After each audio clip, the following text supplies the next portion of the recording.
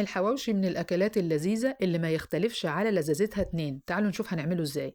معانا نص كيلو من اللحمة المفرومة اللي فيها نسبة دهن ما تقلش عن 20%، وطبعا تقدري تضاعفي كمية اللحمة زي ما انت عايزة. عليها نص كيلو من البصل المفروم ناعم. معانا فلفل أحمر حامي وبارد، 200 جرام من اللية ونبشرها بالشكل ده، معلقتين دقيق، وكمان معلقة كبيرة من بهارات الحواوشي.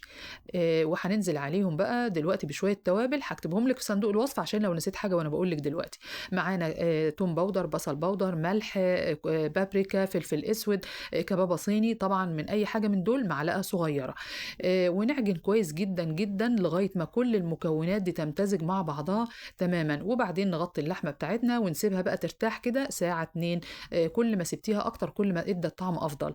هنجيب بقى صاج الفرن، نحط فيه معلقه من الزيت على معلقه من السمنه، وندهنهم كويس جدا جدا علشان لما نرص عليهم العيش دلوقتي زي ما هتشوفي يدوا لون من تحت كده جميل جدا.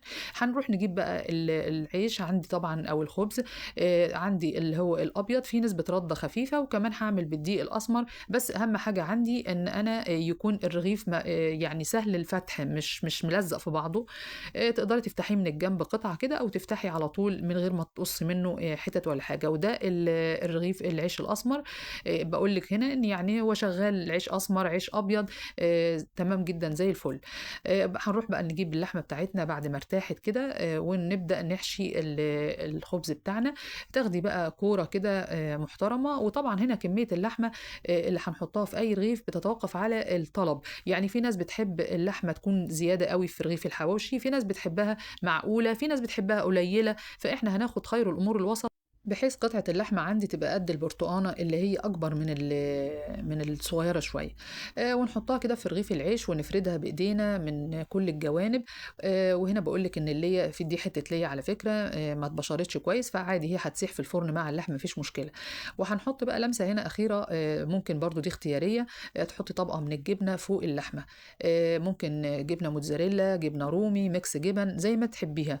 ممكن ما تحطيهاش خالص. وفي ناس كمان تقدر تعجنها مع اللحمة واحنا بنحط لها التوابل فتبقى في قلب اللحمة نفسها. خلاص هنكمل برضو الكمية بتاعتنا، وبعد ما نحشي الساندوتش باللحمة والجبنة تضغطي عليه كده ضغطة علشان خاطر كل الحاجات دي تسيح مع بعضها بشكل افضل يعني. تمام. هنخلص بقى الكمية كلها ونروح نجيب برضو اخر لمسة اللي هي معلقة من السمنة البلدي، ونبدأ ندهن بيها وش الرغيف كده وظهره كويس، علشان خاطر ده بيساعد على انه ياخد لون حلو، وكمان الطعم بيبقى مميز. هنقلبه على الناحية التانية ياخد برضو وش معانا كده، وحطي طبق تحت الرغيف وانت بتدينيه علشان ما نبهدلش الدنيا. هنخلص برضو كل الكمية اللي عندنا وندخله الفرن. حاليا وانا بشتغل كده الفرن بيسخن على درجة 180. طبعا هياخد ويدي كده مع نفسه لغاية ما يسخن خالص. فانا في الحالة دي هدخل بقى الحواوشي بتاعي، واوطي من فوق واديله فرصة النار عالية من تحت لغاية ما يستوي وياخد لون من تحت. اعلي بقى الشواية بحيث يديني اللون الذهبي اللي احنا شايفينه ده. طبعا في كمان حاجة ممكن تعمليها، تكمريه كده في حلة ولا حاجة وهو طالع من الفرن، وتحطي معاه فحماية عليها حتة سمنة، طبعا بتديكي ريحة تحفة كأنك جايباها من أفخم المحلات من بره. الطعم ما أقولكوش. شايفة الجبنة سايحة ازاي مع اللحمة؟ يعني طعم ولا أروع وأنضف وأحسن وأرخص وأوفر. يا رب تكون الوصفة عجبتكم. إذا عجبتكم اشتركوا في قناتي على اليوتيوب مطبخ أماني شتا. دمتم في أمان الله، مع السلامة.